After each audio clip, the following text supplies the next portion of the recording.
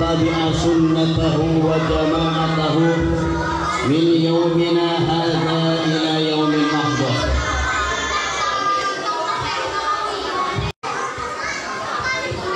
Subhanaka la ilma lana illa ma 'allamtana innaka antal alimul hakim. Rabbi shrah li sadri wa yassir li amri wahlul 'uqdatam min lisani yafqahu qawli.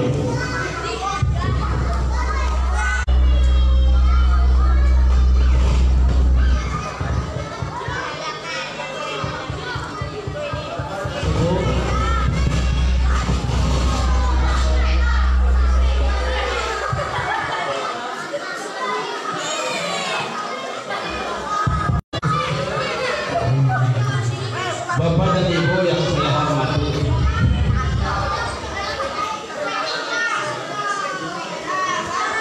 para alim, para kesepuhan, tokoh masyarakat, bapak-bapak dan ibu-ibu yang tidak saya sebutkan satu persatunya, mudah-mudahan tidak mengurangi rasa hormat saya kepada kita semua. Remaja yang saya cintai, mudah-mudahan kita semua di sini diberikan rahmat, kesehatan, walafiat dari Allah. Kebiasaan Pak. Hoi. Terus saya mau menang baik. Pengakannya ceramah Pak. Bapak dan Ibu yang saya hormati, Isra dan Mi'raj adalah peristiwa yang sangat besar. Apa? Isra dan Mi'raj adalah peristiwa yang sangat besar yang hanya diterima oleh iman. Oleh apa? Oleh apa? Otak ini kekecilan Pak. Apa kekecilan tuh? Kecil kan? Apa kecil kan? Letik. Apa letik kan? Otak ini kekecilan untuk memahami peristiwa sebesar Isra dan Mi'raj.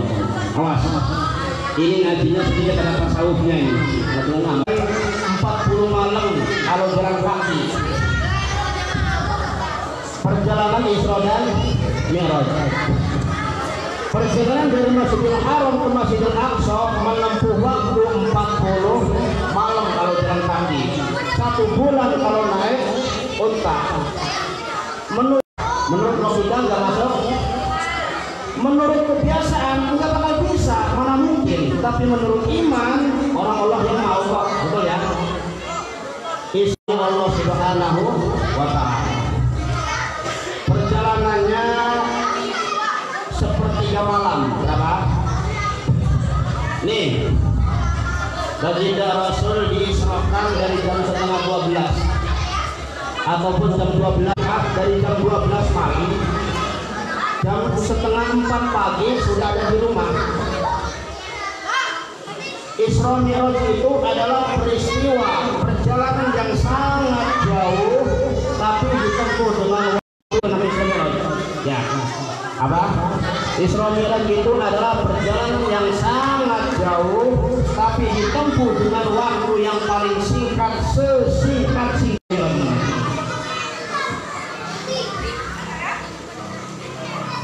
Menurut logika nggak masuk logika nih. Menurut kebiasaan nggak biasa. Ini saya ambil yang tauhid dulu nih ya, supaya kita benar-benar beriman. Kalau kita memahami ilmu dengan keimanan, dengan tauhid, insya Allah keimanan kita akan bertambah. Jadi saya tanya nih ya, Bu, 1 ditambah 1 sama dengan berapa? Berapa? 1 ditambah 1 sama dengan 2 ditambah 2 sama dengan itu ilmu otak Pak ya, ilmu otak.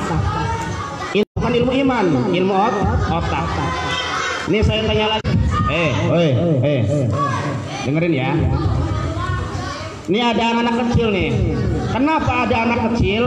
Karena ada bapak dan ibunya. Betul ya? Kenapa ada anak kecil? Karena ada bapak dan ibunya. Karena ada bapak dan ibunya, maka adanya anak. Anak adalah akibat, bapak dan ibu adalah sebab. Sebabnya ada bapak dan ibu, akibatnya ada anak. Itu ilmu otak ya, akal logika punya. Kenapa ada bapak dan ibunya harus ada anak? Betul ya?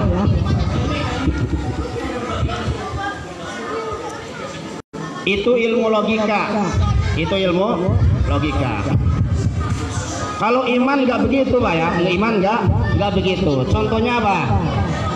Contohnya Nabi Adam alaihi salatu wassalam. Kalau Allah mau jadi nggak?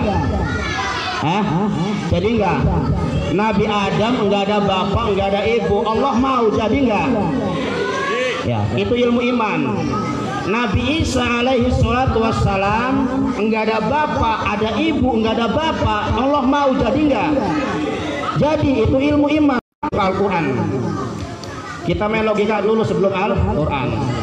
Ya. Nabi Isa ada ibu nggak ada bapak, Allah mau jadi. Begitu pun Isra Mi'raj ini adalah maunya Allah, bukan maunya Nabi, bukan, tapi maunya Allah Subhanahu wa Ta'ala. Ayo kita buka tafsirnya ya. Ini kan berapa tadi? Sampai jam 10 ya. Kita dikasih waktu 1,5 jam katanya. Sampai jam 10 sudah selesai. Ada-adanya jangan ngobrol ya. Aturan bapak-bapaknya sengarap ngopi-ngopi, sengarap ngerokok, udah santai ya. Udah mancing ilmu nih. Bapak dan ibu yang saya hormati, saya membawa kitab ada 5 udah coba. Karangan asli orang Banten. Tafsir Munir ada 2 jilid. Yang ketiga saya bawa kitab Sahih Al-Bukhari. Karangan Imam Bukhari, nama lengkapnya Abi Abdillah Muhammad bin Sulaiman Al-Bukhari. Kitab paling ulama sedunia ini kitabnya nih. Baik aliran-alirannya tertentu pun kitabnya rujukannya yang ini. Ya. Saya punya kitabnya Sahih Bukhari. Sesudah 4 jilid. Disarah namanya kitabnya Kitab Fathul Bari. Karangan Imam Ibnu Hajar Al-Asqalani ada 15 jilid. Disarah ini, luar biasa ini. Saya bawa kitabnya, saya bawanya matanya. Selanjutnya ada kitab yang khusus menerangkan Isra Mi'raj Nabi Muhammad sallallahu alaihi wasallam. Yang terakhir kitab Dzurratun Nasihin karangan Syekh Utsman bin Hasan Ahmad Al-Syakir Al-Khobu. Ini karangan yang paling populer nih. Kalau makanya yang ini kitab Dzurratun Nasihin ya.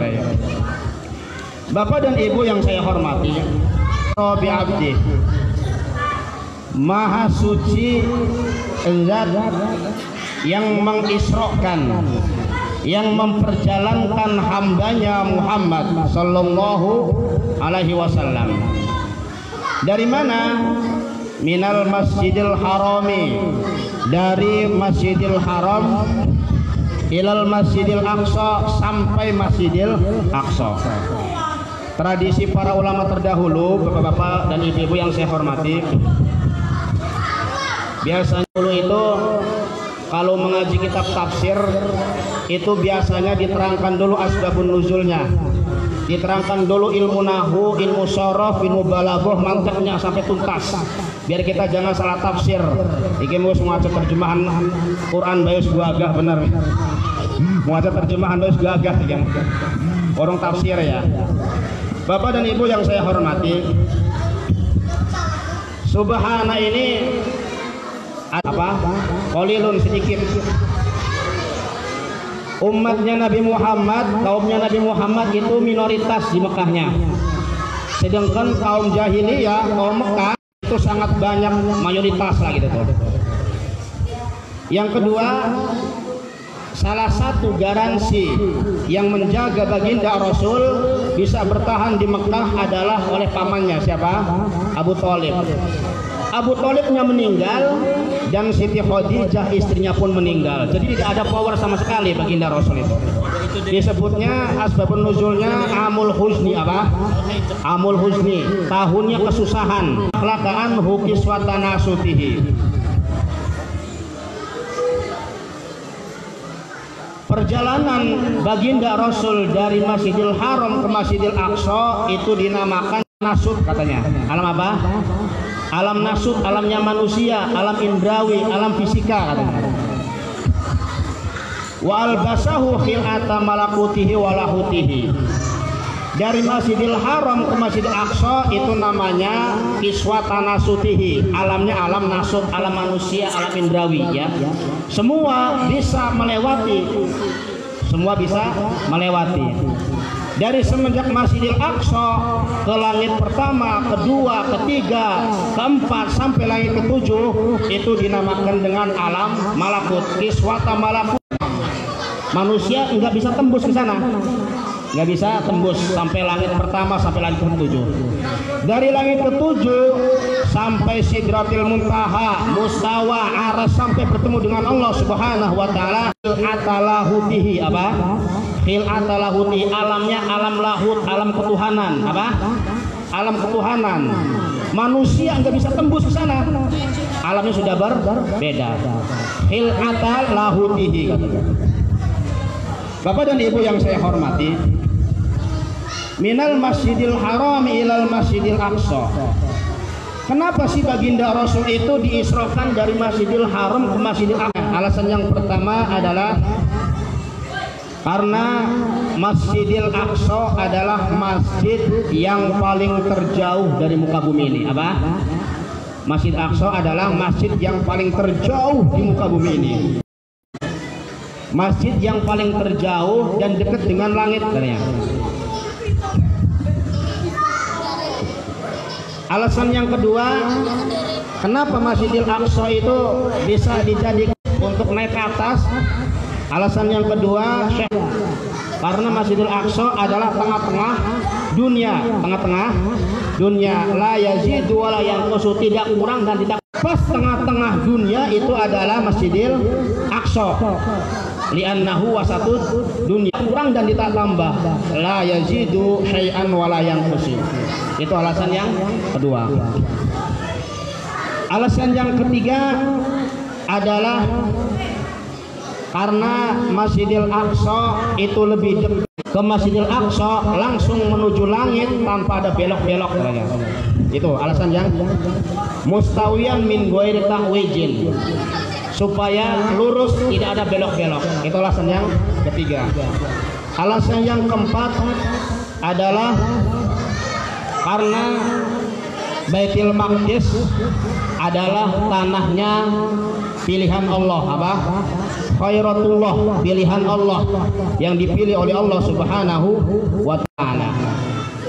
Sebaik-baiknya tempat adalah Masjidil Aqsa sesudah Masjidil Haram dan Masjid Nabawi, Masjid Madinah, lalu yang ketiga adalah Masjid Al-Aqsa.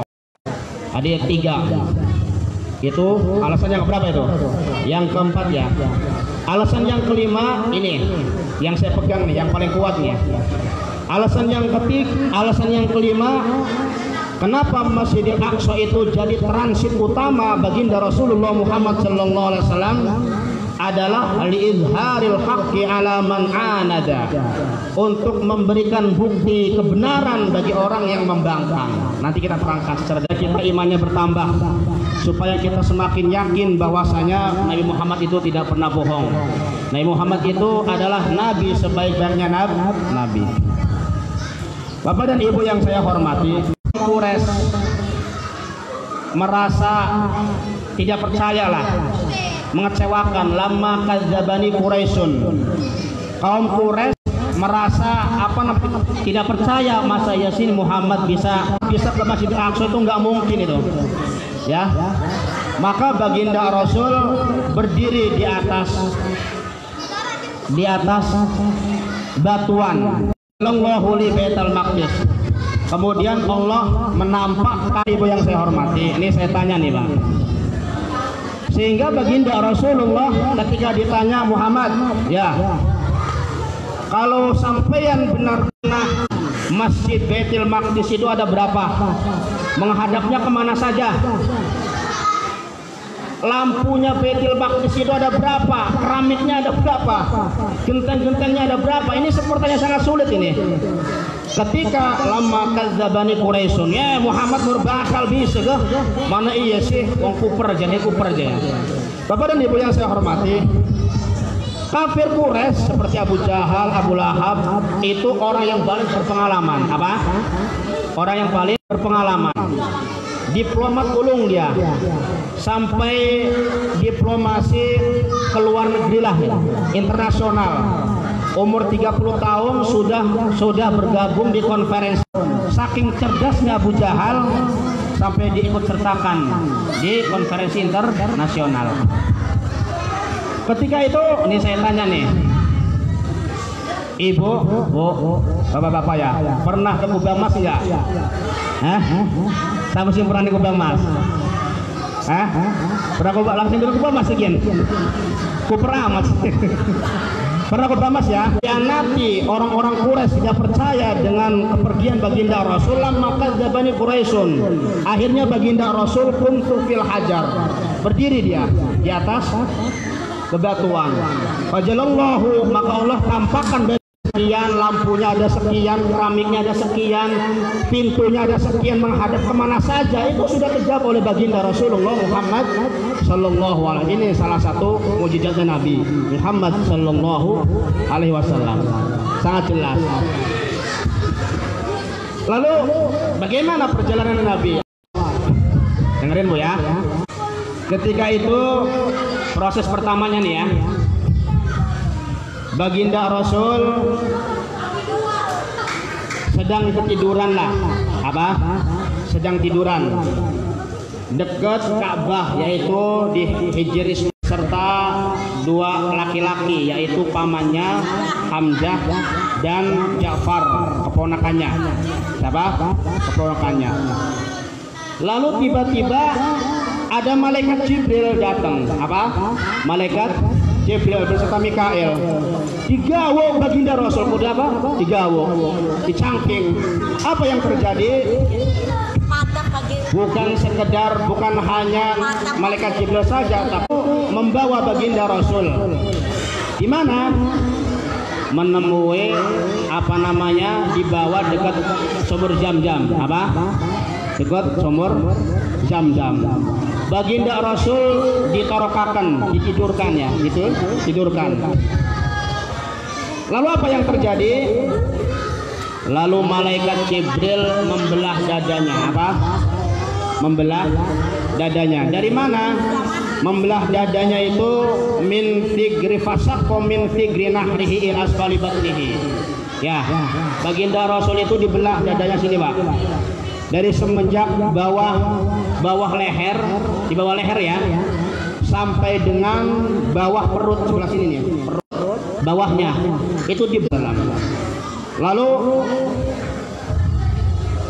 dicuci dengan air Zam-Zam, diambil hatinya baginda Rasul, dibersihkan dengan air Zam-Zam, dibersihkan dari sifat iri, dengki, hasud, riya dan lain sebagainya, karena ingin bertemu dengan Allah Subhanahu wa Ta'ala. Kemudian apa yang terjadi?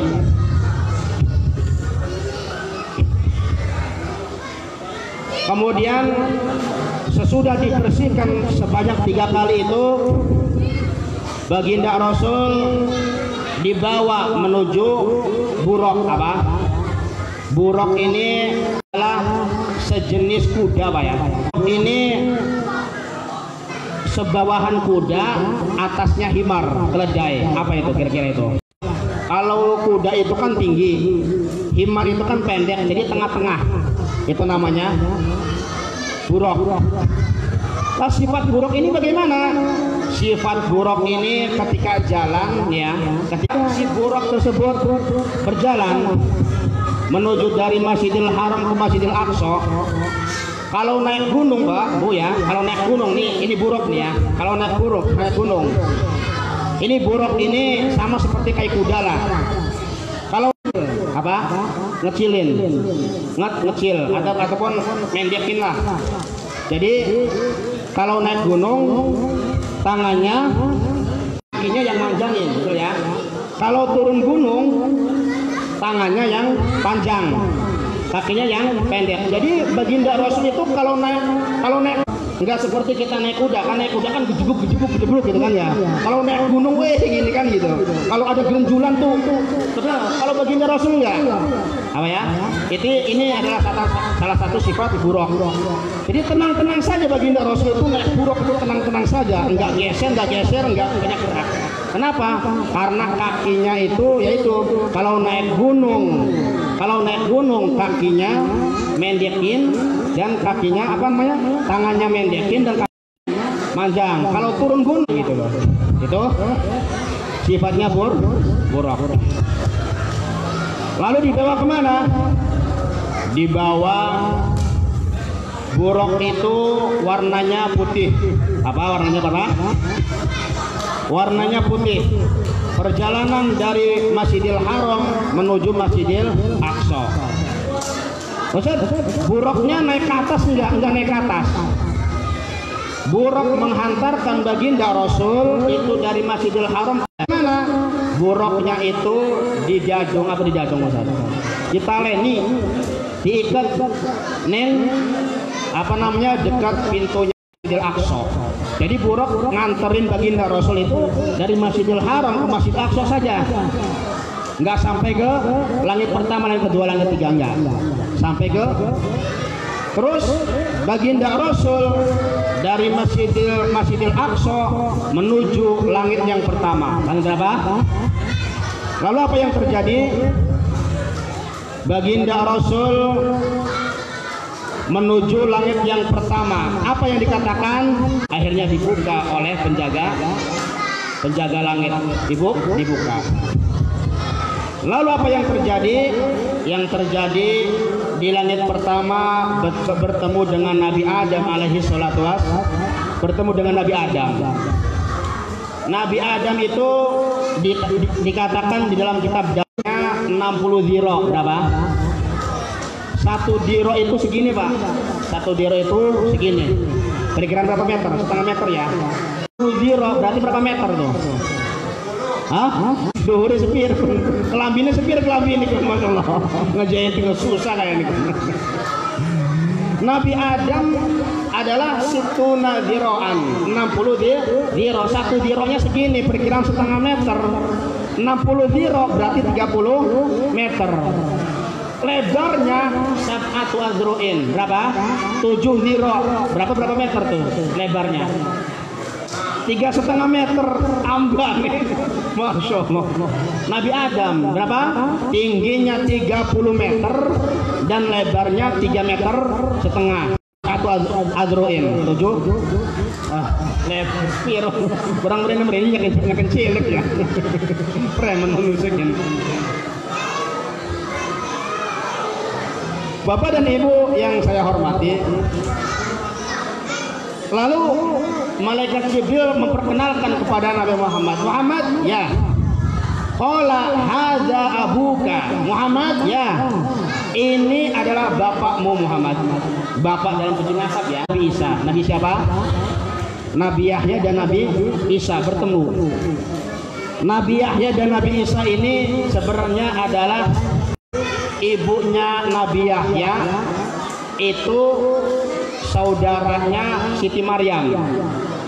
Jadi ibunya siapa? Ibunya Nabi Yahya dengan ibunya Teti Adi lah. Berarti apa kan? Sesepupu ya, sepupu. Jadi Nabi Yahya dengan Nabi Isa itu adalah dulur sepupu. Apa? Dulur sepupu.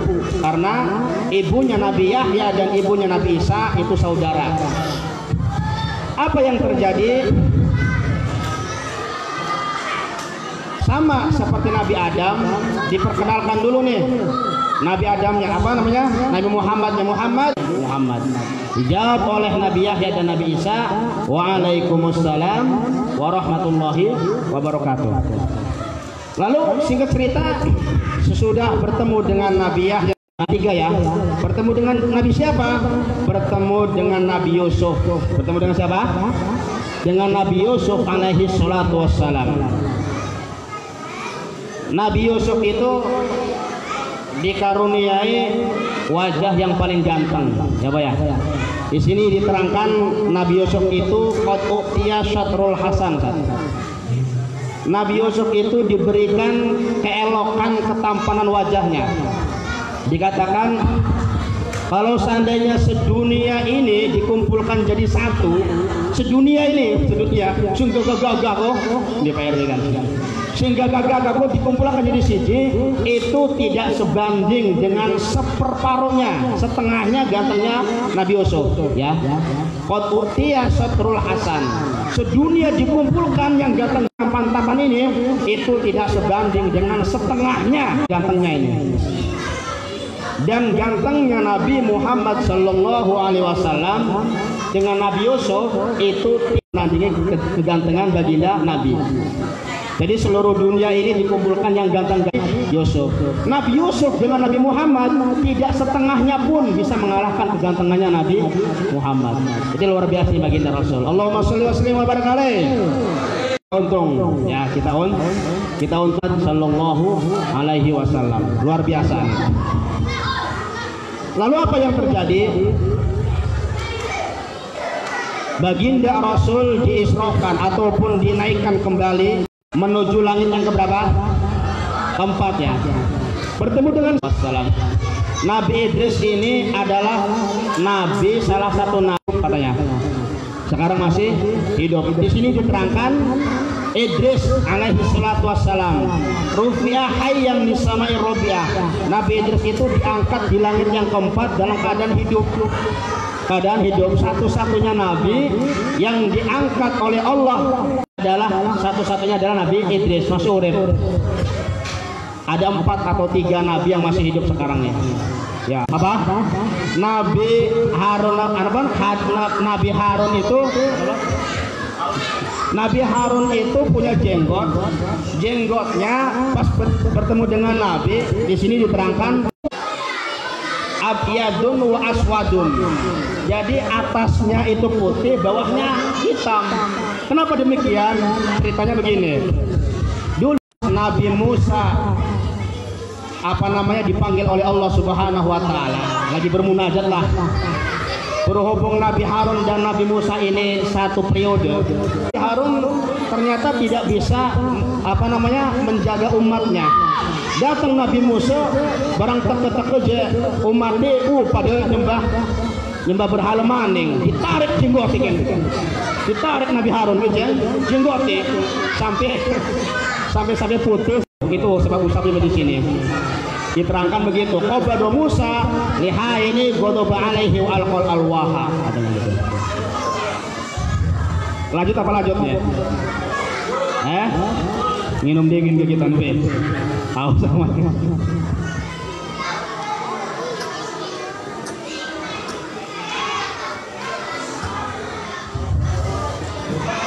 Lalu baginda Rasul naik yang ke langit berapa? Langit berapa? Langit yang ke-6. Fastaftaha, dibuka pintunya langit yang ke-6 ini. Qila man hadza, siapa? Kata penjaga langitnya ini. Qala Jibril Muhammadun, sama Nabi Muhammad ini. Waqad ursila ilaihi, apakah Nabi Muhammad itu sudah diutus menjadi rasul? Qala na'am, betul. Nabi Muhammad diutus sudah menjadi rasul. Maka disambut dengan qala marhaban. Bertemu dengan siapa di langit yang ke-6 ini? Bertemu dengan Nabi Musa alaihi salatu wassalam. Bertemu dengan siapa? Nabi Musa alaihi salatu wassalam. Terus dikenalkan lagi oleh malaikat Jibril, Muhammad hadza Musa, ini adalah Nabi Musa. Fasallim alaihi, uluk salam dulu. Assalamualaikum warahmatullahi wabarakatuh. Terus ini ada yang aneh nih, Bapak-bapak dan Ibu-ibu. Bertemu dengan Nabi Musa, ketika Nabi Musa mau berpisah dengan baginda Rasul, malah Nabi Musa menangis. Apa? Menangis. Kika ya Musa, kenapa sampean kok nangis?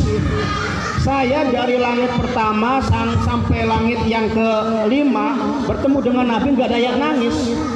kok kenapa sampeyan Nabi Musa ketika mau berpisah denganku kok malah nangis? Mayu bekika ya Musa, apa yang membuat menangis wahai Musa? Lianna gulaman bu'itsa ba'di yadkhulul jannah min ummatihi. Saya menangis Nabi Muhammad, kok ada ya Nabi sesudahku, kata Nabi Musa, yang umatnya lebih banyak daripada umatku, tapi masuk surganya lebih banyak lagi daripada umatku. Allahumma sholli wa sallim wa barik alaihi. Semoga kita salah satu di dalamnya masuk surga. Saya tuh iri ya Rasul, saya tuh iri. Kata Nabi Musa, iri ya, kok ada ya inna gulaman bu'itsa ba'di yadkhulul jannah, dan Rasul yang bisa masuk surga umatnya banyak bisa masuk surga daripada umatku, katanya. Allahumma sholli wa sallim alaihi. Lalu apa? Nabi Musa itu menyangka bahwasanya Bani Israel itu adalah Bani kaum yang paling mulia, tidak ada yang bisa menandingi kaum Bani Israel, katanya. Ternyata ada yang menandingi, yaitu Nabi Muhammad sallallahu alaihi wasallam. Apa yang dikatakan oleh Nabi Musa? Falau annahu fi nafsihi lam ubali walakin mahu ummatuhu. Allah, lamun kai kenen mo kita siapa? Bertemu dengan Nabi Ibrahim alaihi salatu wassalam. Dikenalkan oleh malaikat Jibril, Muhammad ya. Bertemu dengan Nabi Adam, hadza buka kan? Muhammad, ini adalah bapakmu. Kalau ketemu Nabi Adam, bapak dalam segi nasab. Tapi kalau katanya bertemu dengan Nabi Ibrahim, Muhammad hadza dalam urusan agama. Wassalam alaikum warahmatullahi wabarakatuh. Dijawab oleh Nabi Ibrahim, waalaikumsalam warahmatullahi wabarakatuh. Bertemu dengan Nabi Ibrahim alaihi salatu wassalam. Kemudian sesudah langit yang ketujuh naik ke Sidratil Muntaha, naik ke Mustawa, sampai dengan bertemu dengan Allah Subhanahu wa Ta'ala. Singkat cerita, sesudah bertemu dengan Allah Subhanahu wa Ta'ala, balik lagi ya, bertemu dengan Allah, sudah selesai bertemu dengan Allah, balik lagi ke Mustawa, ke arah Sidratul Muntaha, biasa-biasa saja. Ketika nyampe langit yang ke-6 bertemu dengan Nabi Musa kembali. Ini Nabi Musa ini kritis orangnya. Apa? Kritis, suka nanya karena khawatir.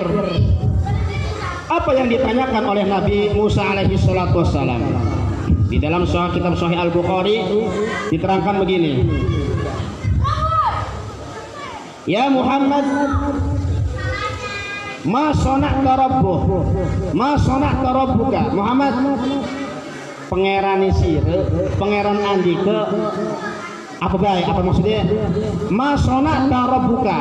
Sejarah satu-satunya perintah Allah yang secara langsung diturunkan dari Allah langsung kepada Nabi Muhammad adalah sholat. Perintah zakat, perintah puasa, perintah haji itu perintahnya dari Allah. Malaikat Jibril dulu wahyunya. Tapi kalau sholat itu langsung perintahnya dari Allah langsung kepada baginda Rasul Muhammad sallallahu alaihi wasallam. Ditanya oleh Nabi Musa, Muhammad, tas apa sih yang Allah? Pesan dari Allah apa? Dijawab oleh Nabi Muhammad, uridu alayya wa ala ummati khamsina sholat. Allah memerintahkan dalam sehari dan semalam. Apa yang dijawab oleh Nabi Musa? Qala irji ila rabbik. Aduh Muhammad, balik maning. Minta keringanan. Fa inna ummataka la tutik, umatmu enggak bakal kuat Muhammad. Apa yang demikian yang menjadi pertimbangan Nabi Musa? Muhammad, itu baik jalan Nabi Musa ke. Saya saja yang badannya keker gede-gede, kuat kenceng ya. Diwajibkan Nabi Musa itu beserta umatnya sholatnya, ada yang mengatakan sehari semalam cuma dua waktu, subuh sama sore doang Nabi Musa. Ada yang mengatakan satu sholatan doang, sholat duhur doang. Nabi Musa itu umatnya itu. Mereka itulah tutiku nggak bakal kuat umatku. Umat disir Muhammad jadi mengko. Umatnya cilek-cilek, ya. Umatnya cilek-cilek pendek-pendek manusia Muhammad ini diperintahkan 50 sholatan. Allahu Akbar. Irji'ila rabbik, balik maning. Fas'alhu tahfif. Minta keringanan kepada Allah. Nggak bakal kuat jadi Muhammad. La tutiku katanya. Akhirnya baginda Rasul balik kepada Nabi, kepada Allah Subhanahu wa Ta'ala, minta keringanan, ya Rabb, ringankanlah sholat 50. Akhirnya Allah mengijabah doanya Nabi Muhammad yang tadinya 50 menjadi 40. Allah sudah meringankan yang tadinya 50 ke 40. Irji'ila rabbik, balik maning. Balik lagi Muhammad, balik lagi. Fas'alhu tahfif. Balik lagi, minta keringanan kepada Allah itu. Orang bakal kuat sih. Balik lagi Allah. Apa? Yang kedua ya. Yang kedua, minta keringanannya Rob, ringankan masalahnya. Akhirnya dijawab oleh Allah menjadi yang tadinya 40 menjadi lagi yang kelima, 5 kali bolak-balik. Irji'ila rabbik, fas'alhu tahfif katanya. Fa innaka la tutiqu ma ummatika. Umatmu enggak bakal kuat sih. Masyaallah, subhanallah. Akhirnya yang kelima kali baginda Rasul bertemu dengan Allah minta diringankan sholatan duhur, asar, maghrib, isya dan itu sejarahnya. Bertemu dengan Nabi Musa alaihi salatu wassalam, Muhammad berbakar dikurangin. Apa dijawab oleh baginda Rasul dengan jawaban yang sangat bijaksana di dalam kitab Sahih Al-Bukhari adalah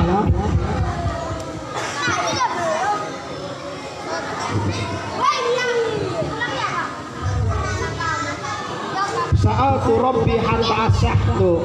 Weh, usah kita nih isin, malu sayanya ini. Terus imam balen, udah 5 kali bolak-balik bertemu dengan Allah, kurang-kurangin. Hatta astahyai'an, hatta istahyaitu. Weh, isin kita nih malu saya nggak punya ini. Akhirnya sekarang difardukan sholat 5 waktu, sholat zuhur, asar, maghrib, Musa alaihi salatu wasallam banyak yang sholat, banyak Pak. Ya, orma idolah menjalankan sholat, asar jam 5, subuh jam setengah 6, zuhur jam 2, ya kan? Sholat perang, masya Allah. Ini benar ucapannya Nabi Musa alaihi salatu wasallam. Banyak Pak, umat Islam bayar zakat, rutin bayar zakat, puasa kadang puasa, tapi kalau sholat, waduh masya Allah ini. Kadang seminggu sekali kayak orang Kristen guys. Ya, Jumat doang. Allah Akbar. Misalnya ada orang-orang kafir bertemu dengan Sayyidina Abu Bakar. Abu Bakar, temenmu itu loh, yang namanya Muhammad itu katanya. Ini kurang dari Masjidil Haram ke Masjidil Aqsa. Apakah kamu percaya, wahai Abu Bakar? Dijawab oleh Sayyidina Abu Bakar, kalau seandainya aku fi hadza, qala na'am. Wa aqadu min dzalik. Kalau seandainya yang ngomong itu Nabi Muhammad, apalagi yang tidak masuk akal, apalagi yang masuk ke Nabi Muhammad, saya akan percaya 100%. Makanya benar Sayyidina Abu Bakar disebut As-Siddiq, benar ya? Sayyidina Abu Bakar As-Siddiq, orang yang sangat membenarkan ucapannya sesuatu yang diucapkan Nabi Muhammad itu, baik yang masuk akal ataupun yang tidak masuk akal, itu akan percaya. Sayyidina Abu Bakar itu percaya As-Siddiq. Ini satu lagi, ketika itu Nabi selesai itu Muhammad ditantang oleh kafir Quraisy. Muhammad, ya, kalau sampeyan benar-benar semalam habis Isra Mi'raj naik Buraq sampai dengan terbang ke langit pertama, langit ke-7 sampai bertemu dengan Allah, coba sekarang buktikan. Buktinya kayak bagaimana, Bu? Baginda Rasul itu ditantang begini caranya. Ya Muhammad, kalau seandainya sampeyan itu benar perjalanan dari Masjidil Haram ke Masjidil Aqsa bisa terbang, coba angkat kakinya, angkat kakinya kanan. Irfa rijlahul yumna, angkat kakinya, baginda Rasul ya. Sekarang angkat kakinya yang sebelah kiri, kata si kafir Quraisynya ini. angkat kakinya, dia boleh baginda Rasul. Kalau saya ngangkat kedua-duanya maka saya akan jatuh, kata baginda Rasul. Ini salah satu kebenaran baginda Rasul, bahwasanya Isra Mi'raj itu adalah maunya Allah, bukan maunya Nabi Muhammad. Ya, ini adalah salah satu kebenarannya, sifat sifat benarnya. Isra Mi'raj itu bukannya maunya Nabi Muhammad, tapi maunya Allah. Yang terakhir adalah sebab-sebab terjadinya Isra dan Mi'raj. Ini yang sering dipraktekkan di sekolah-sekolah itu begini ya. Ya, terakhirnya sebab daripada peristiwa Isra dan Mi'raj dalam kitab Durratun Nasihin adalah pertama, cerita yang pertama adalah bumi merasa kering sohor. Apa kata bumi? Faqalat ana khairun minka, wahai langit, saya lebih baik daripada engkau wahai langit. Itu merasa gagah sendiri kata si buminya. Kenapa demikian? Lo lihat, saya punya negara, saya punya gunung, saya punya lautan, saya punya bumi, merasa gagah sendiri. Hasilnya begitu ya. Dengerin terakhirnya. Lalu dijawab oleh langit, ana khairun minka, saya pun lebih baik daripada. Saya punya matahari, saya punya bulan, saya punya bintang, saya punya arsy, saya punya kursi, dan saya punya surga. Allahu Akbar. Dijawab oleh bumi, via, dijawab oleh bumi, via baitun yazuruhu yatufu bihil anbiya wal mursalun wal awliya wal mu'minuna. Saya punya bangunan satu yang dikelilingi oleh para nabi dan rasul, para wali dan orang-orang yang beriman seluruh dunia, yaitu Ka'bah. Bangunan yang dikelilingi, yang ditawafi oleh para nabi, para dunia. Dijawab oleh langit, saya pun punya namanya Baitul Ma'mur. Apa? Baitul Ma'mur itu adalah seperti Ka'bah, Pak. Tempat tawafnya para malaikat yang ada di langit. Itu namanya. Kalau di bumi namanya Ka'bah, Baitullah. Kalau di langit namanya Baitul Ma'mur. Kalau di bumi namanya Ka'bah, itu tempat tawafnya orang-orang manusia, malaikat, apa namanya, nabi, rasul dan orang beriman. Kalau di atas namanya Baitul Ma'mur, sama seperti Ka'bah. Itu para malaikat-malaikat yang ada di langit. Lalu al-ardu, inna sayyidal mursalin wa khataman nabiyyin wa habib rabbil alamin. Sesungguhnya rajanya rasul, rajanya nabi, kekasihnya Allah Subhanahu wa taala, yang menjalankan syariatnya Allah Subhanahu wa taala, yaitu baginda Rasulullah Muhammad sallallahu alaihi wasallam, ada di muka bumi ini. Allahumma sholli wa sallim wa barik alaihi.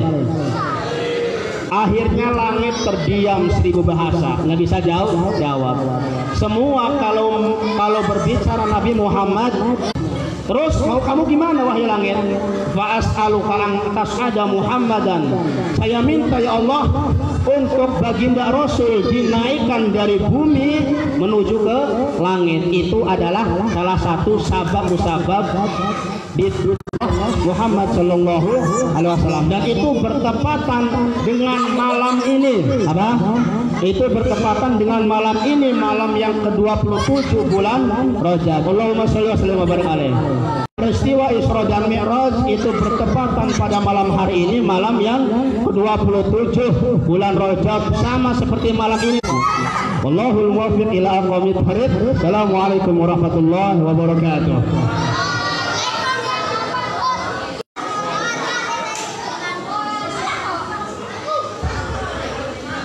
Waalaikumsalam warahmatullahi wabarakatuh. Terima kasih kepada Al-Hafidz Ustaz Mahmud Yazki yang telah menyampaikan kajiannya pada malam hari ini. Maka kepada adik-adik dan ibu-ibu jangan pulang dulu karena acara belum selesai. Acara yang selanjutnya yaitu doa, langsung dipimpin oleh guru kita juga.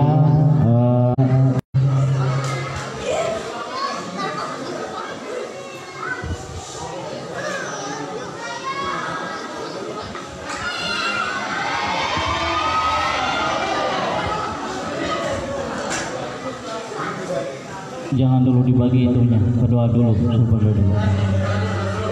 A'udzu billahi minasyaitonir rajim. Bismillahirrahmanirrahim. Allahumma shalli wa sallim ala sayyidina nabiyina syafi'in. Allahumma ya Allah abwabal khair wa abwabal barakah wa abwabal ni'mah wa abwabal sihah wa abwabal quwwah wa abwabal jannah. Allahumma inna nas'aluka wa ziyadatan fil ilmi wa barakatan fil rizqi wa tawbatan qabla al-maut wa rahmatan indal maut wa maghfiratan wa rahmatan ba'dal maut wal afwan min ya Allah ya Tuhan kami, ampuni semua dosa-dosa kami ya Allah. Ampuni dosa kedua orang tua kami ya Allah. Ampuni dosa guru-guru kami ya Allah. Ampuni saudara-saudara kami ya Allah. Ampuni dosa keluarga kami ya Allah. Ampuni dosa nenek moyang kami ya Allah. Ampuni dosa tetangga-tetangga kami ya Allah.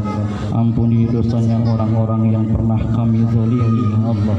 Ampuni dosanya orang-orang yang pernah kami zalimi ya Allah. Ampuni dosanya orang-orang yang pernah kami sakiti hatinya ya Allah. Ya Allah ya Tuhan kami, antangkan rahmat-Mu kepada kami ya Allah. Bisa mendatangkan maghfirah-Mu kepada kami ya Allah. Bisa mendatangkan barakah-Mu kepada kami ya Allah. Ya Allah ya Tuhan kami, seandainya jika pada hari ini kami berkumpul dengan membawa semua, jangan Engkau kembalikan kami kecuali Engkau telah ampuni dosa-dosa kami ya Allah.